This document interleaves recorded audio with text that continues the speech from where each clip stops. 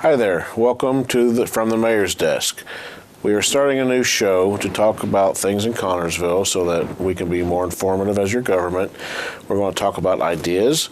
We're going to talk about updates on projects. We want to highlight our departments. We have a lot of departments that the community does not understand everything they do, who the people are, and why we're there. So this is a new show. We're going to start shooting once a month just to start giving more information on Connersville. We'll start this first show off with Brad Colter. He is the head of Utilities and Streets Department. He's been in service for Connersville for over 35 years. He's a valuable asset, and he's doing a great job with the Utilities and Streets Departments. First thing we're going to talk about today is some of the updates on the projects we're doing. We got 3 major projects we are currently working on, and just so they haven't been talked about in a while, and so people understand where we're at with those projects, he's here to explain some of the projects. So the first one I want to discuss is the Paint Company Lift Station project. First, let me thank you for the opportunity to be here today to get the word out about some of the stuff we're doing. The Paint Company project is about 90% complete. We have a few electrical parts that aren't here yet, and as soon as those show up, they can button up that project. It should be up and running the station by about March 21st. Have they started fencing in the area yet where the lift station is going to go? No, they want to wait till they get the building set, and then they're going to put the fence up. Okay, so you've seen a lot of heavy equipment down there working, and I've had some questions about the fence, so that will go up.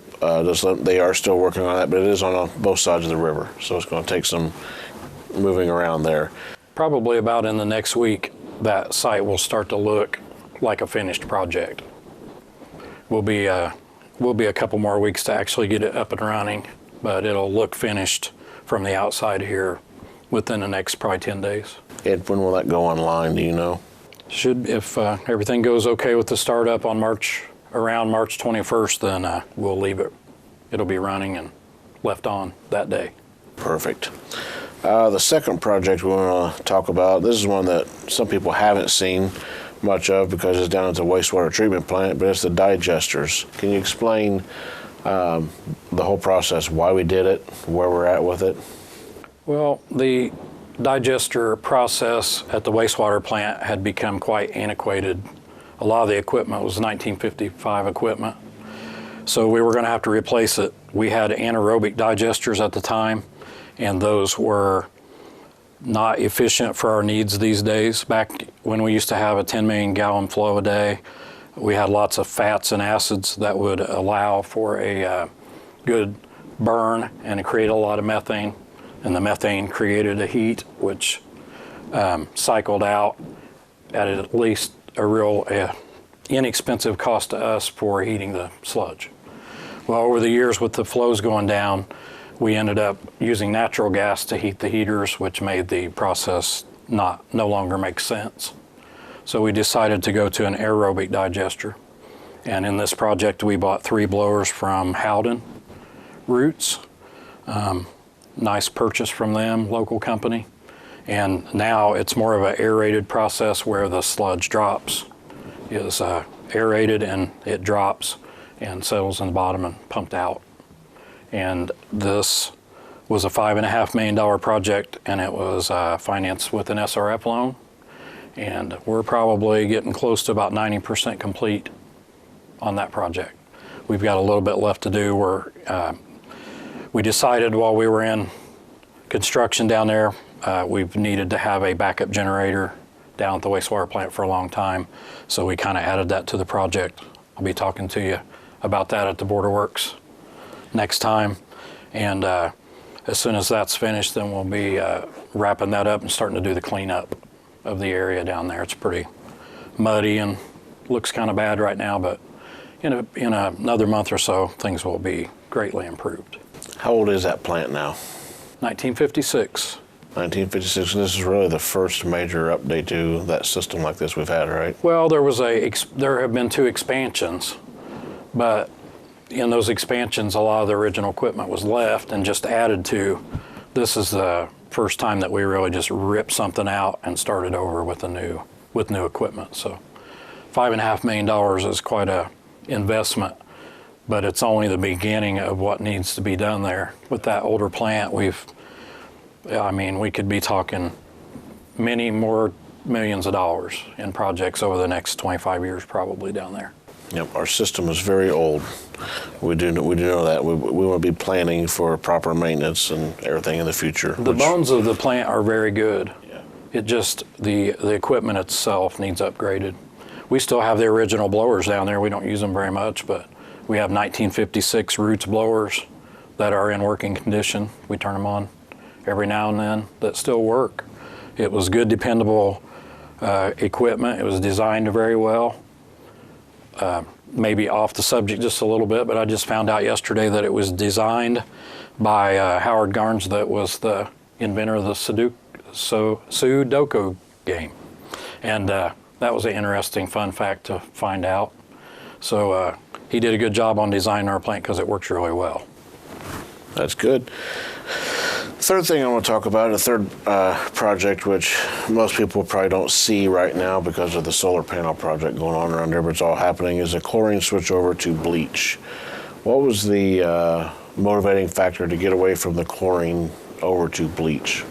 Well, two things. We were at a time when we needed to do an upgrade. We needed a new chlorinator. I wanted to try to get a chlorinator online that is able to be monitored and adjusted from our computer equipment. When the guys go home at night from the water plant, one of those guys takes a computer with them, and they could make pretty major changes to the plant from their house in a hurry if they need to. But the chlorinator was something that was not online to be adjusted. They would have to come in to adjust it. So we wanted to get that upgraded, and while we were doing it, we started taking a look at, I've been hearing about at conferences and things for a lot of years, that eventually the chlorine gas in 2-ton cylinders that we use there, where it's going to be no longer allowed to be used. So we thought, well, this is a good time to try to switch over. So we had to go through a permitting process, and we are now through that process, and they have all the equipment on hand getting ready to put it in and install it. The good thing about this, it'll make it a lot safer. Most people don't even realize it, but there's 2-ton chlorine cylinders sitting right there on Park Road at our water plant, and this will make a process that will be much safer to the employees and to the residents up there, right by the park. If we were to lose, have a valve pop off on one of those cylinders, it could be very dangerous real quick, so we wanted to get away from that. So here in about, I would say maybe in the next several weeks, that danger will no longer exist for Connersville. Well, that's good. So it's not just safety for the employees, but for the town as well, or for the city as well. Plus, switching to bleach, is there really any pros or cons to switching to bleach versus chlorine? Or is it really the same thing, same process? It's a little more expensive. The cost was a little higher. I felt like that the cost was worth it for the safety factor. But and it's not a whole lot more, but just a little bit, and it is much safer. But I mean, bleach as a product is not the greatest thing in the world for the employees to have to work with. But there are plenty of, that's why we had to be permitted. There's plenty of safety factors involved in the process that, if properly used, will keep them from being injured or whatever. So it's just a lot better deal all the way around. We probably got $25,000 or $30,000 in switching out this equipment. Money well spent, I think, in the long run. Yeah. Also, the ability to manage it from home is a big deal. A lot of us don't realize that just when those gates close and you guys go home, the process isn't done. That's a constant 24-hour management process that someone is doing, and it is a lot more effective to do it from home versus having to come all the way in, get a notification, drive all the way in, fix a problem, then go back.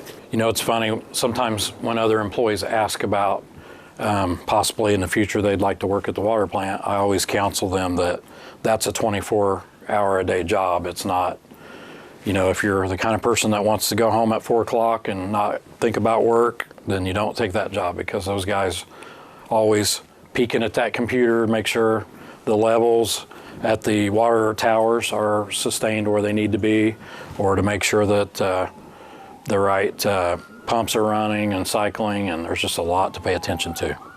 Speaking of that, what kind of qualifications does it take to be a water plant operator? Well, we have a certified operator that has to be a full-time employee at the plant. So Dave Kunkel is our full-time certified operator. He ends up signing a lot of the paperwork. He has a WT5 license. You are required to have a WT3 license, and he has a 5. So he and Roger and or I are the people that we have here locally that are qualified to sign the paperwork. So Brad, I know you're highly qualified and you got a lot of certifications. Explain your certifications, what they are, and really how difficult it is to get those. It is difficult. It's helpful when you have years of experience, because then a lot of the questions in your mind you can address. A lot of times those tests are multiple choice, so a lot of times my experience will help me eliminate a couple of the choices when you take a test, and then I'd have to kick in the brain power to remember which of the last 2 choices is the right answer. But I have a Class 4 wastewater license, which is the highest that you can have. We have several other people here that have a 3, which is what is required at this plant. And then I have a WT3 water license that qualifies to run this plant or sign the paperwork. And I also have a DSL distribution system license for a large system. We're considered large by the amount of miles in our water system. So those are the 3 licenses I have. And then I have a construction inspection certificate. And along with Diane and Mike, I'm qualified as an ERC for the city of Connersville. Explain the ERC. Employee and responsible charge. That allows us to give direction and do paperwork on our city projects that are funded by, IDEM or NDOT, those kind of things, Okra grants. So we have a lot of other employees I wouldn't mind mentioning that have licenses too. Mike's got a wastewater Class 1, and Aaron's got a wastewater Class 3, and so does Bob Shoemaker, who runs the wastewater plant. Then we have another employee, Cheyenne Urban, who has a Class 1. Then at the water plant, we have 2 operators with a WT5 water license, and both of them have DSL system licenses also. And then we have a guy in the service department that also has a distribution system license. So it's not just me, there's others that have over the years taken it.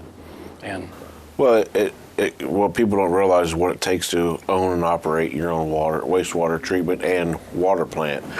It is a lot of licenses. It is a lot of permit process. But for the people who work there, one of the things we're continually focused on is training the next generation to get these licenses. Because, well, how many years did it take you to get all your licenses? It takes a long time. So in order to reproduce what we have in the future and to maintain our system, we've got to be continually bringing in a new generation who are willing to go through the rigorous process of getting these licenses and these certifications, because I can tell you they are not easy.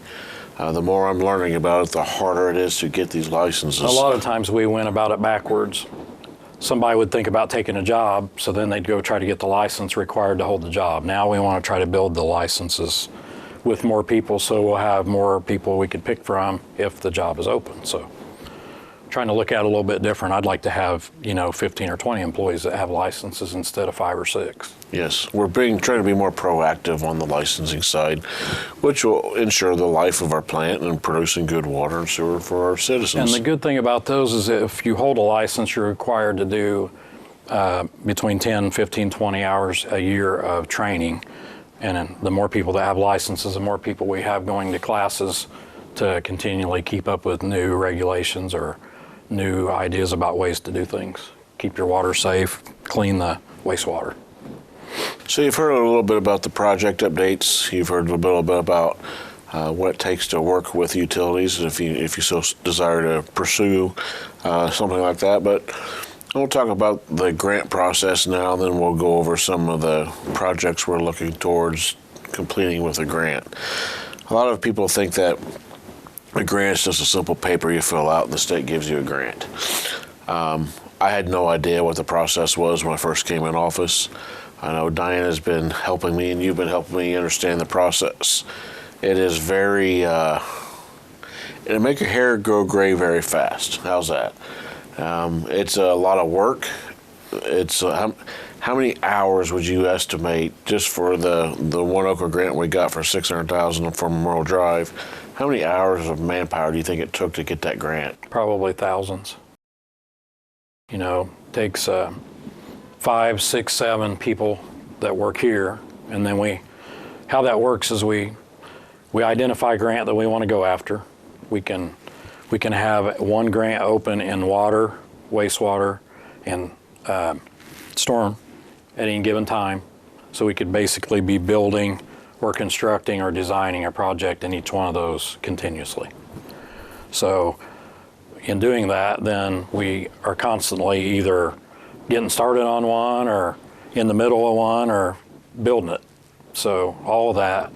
And we've been extremely ambitious with trying, while these grants are available, we're going after them as quickly as we can. So we basically right now are involved in about 5 grants, either thinking ahead or in the middle of building.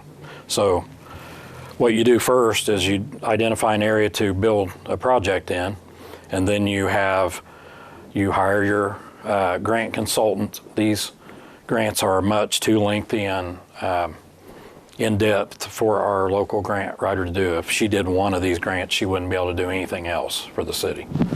So we can't have that. We can't have that. Our grant consultant is Mike Kleinpeter, and he has a staff of, dozens of people that do different parts of the process. So the first thing he does is if the area that we pick for the project hasn't had an income survey, that's the first thing you do, and make sure that you qualify based on income. It has to be a lower income area for it to qualify a lot of times. So then if it qualifies, then you have to do environmental reviews, and you have to start checking out and make sure you own the property that you're doing the project on, or you have a right-of-way agreement, or you have an easement. That takes a while. You have to try to find those easements, and sometimes they're really old, and we're in the middle of that right now. Yeah. So then once you get past that part, then if you're lucky enough to be awarded the grant, then you design the project with an engineer, and all that is prescribed by the Oka process, and you have to do it to a T.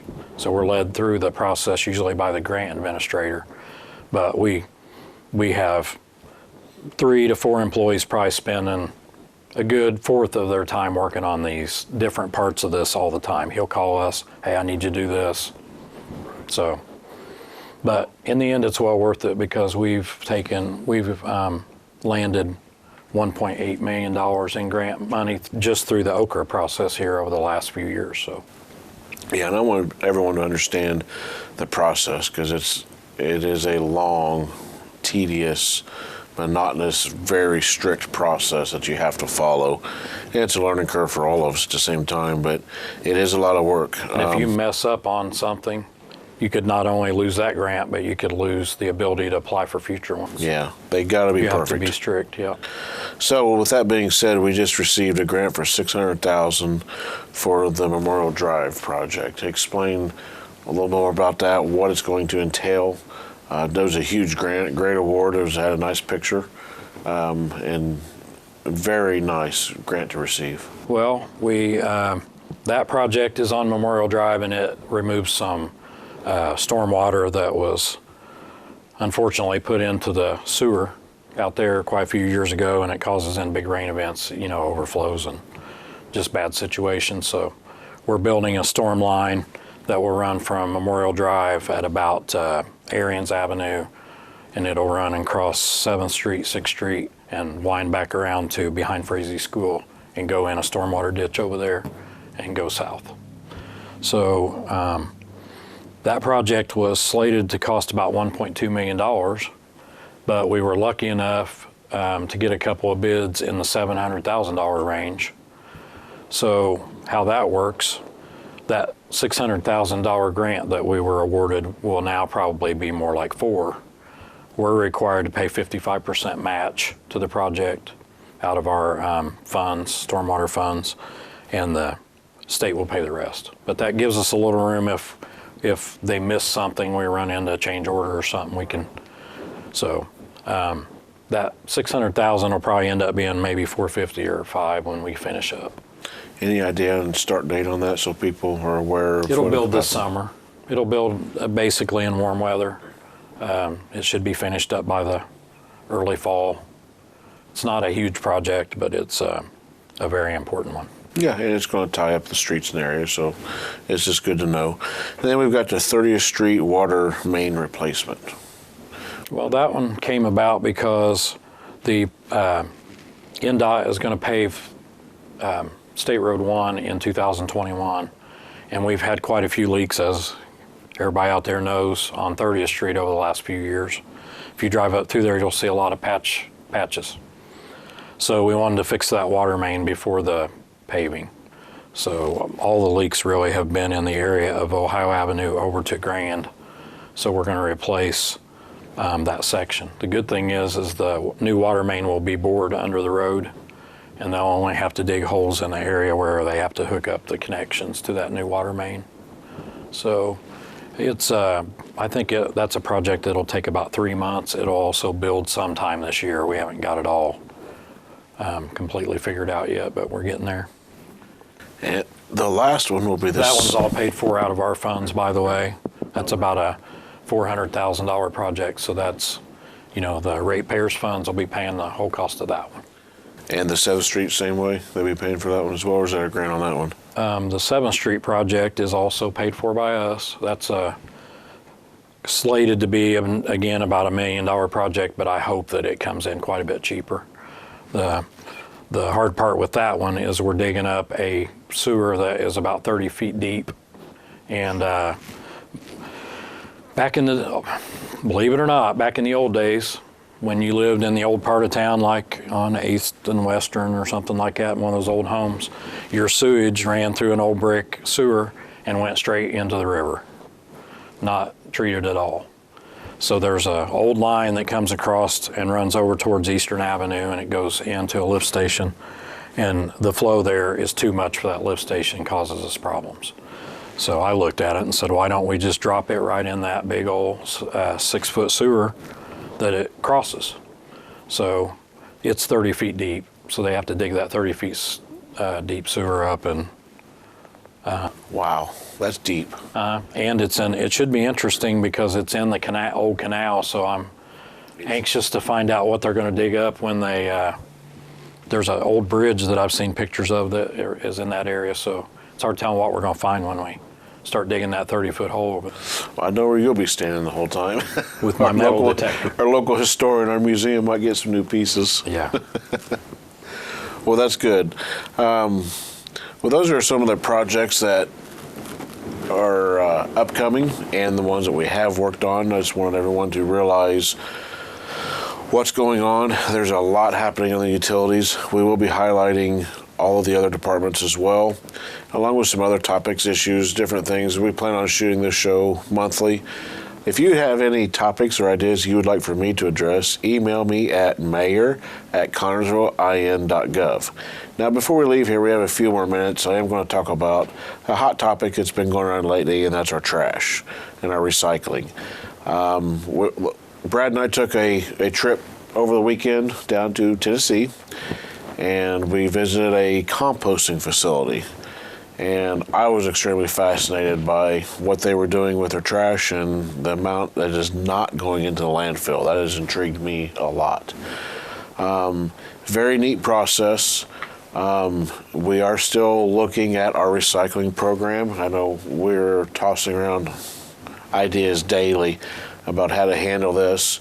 We are pursuing this area to see if it's a possibility to do this here. And that will take care of our recycling as well.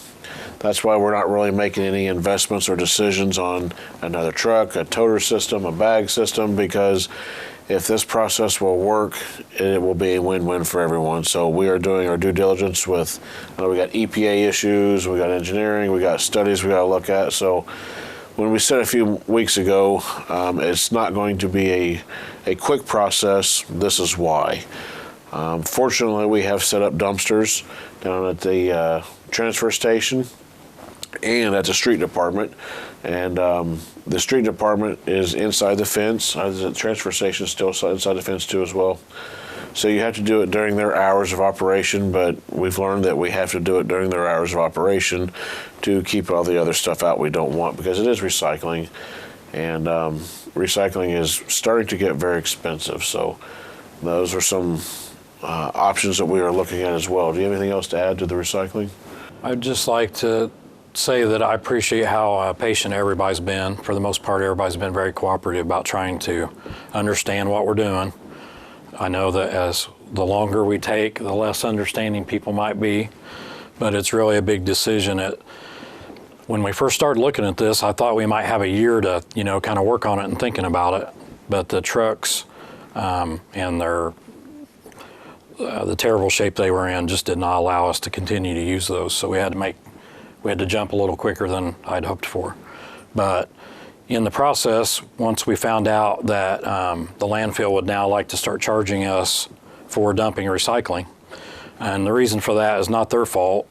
The market for recyclable materials has just dropped almost down to nothing, and they're having to pay to get rid of stuff a lot of times too, and they're going to pass that cost on to us.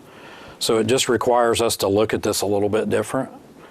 If we're going to recycle, we have to find a place that wants the stuff we collect and isn't going to charge us to take it, and it's going to be difficult to do. So appreciate everybody's patience, and just give us a chance to think about this long enough to where we do the right thing when we do something. Yes, and I again want to say thank you for your patience, and I've had a lot of questions on Facebook, which has been good. We're being very proactive on our Facebook engagements and our website engagements.